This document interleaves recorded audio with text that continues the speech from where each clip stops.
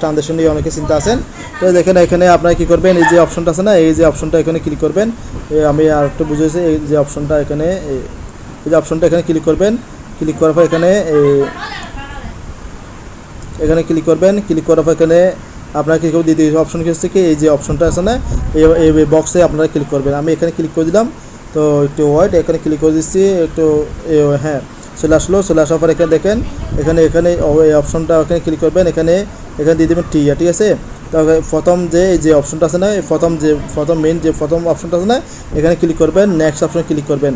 Next option click করবে। এখানে দেখেন এখানে ওই যে অপশনটা আছে অ্যাড্রেস ব্লক, এখানে বুক যা হোক, এটা মানে কি, এই যে আপনার অ্যাড্রেসটা এখানে শো হবে, এখানে দিয়ে দিবেন। অ্যাড্রেস দিয়ে দেবেন। এই যে বক্সে কী দিবেন, এই যে বক্সে দিয়ে দিবেন। এখানে আমরা যে অ্যাড্রেসগুলো কপি করছি না, এখানে সবগুলো অ্যাড্রেস এখানে দিয়ে দিবেন। প্রায় এখানে 89টা অ্যাড্রেস মানে কি ওই কপি হয়ে গেলো। তারপরেও আমি আর 10টা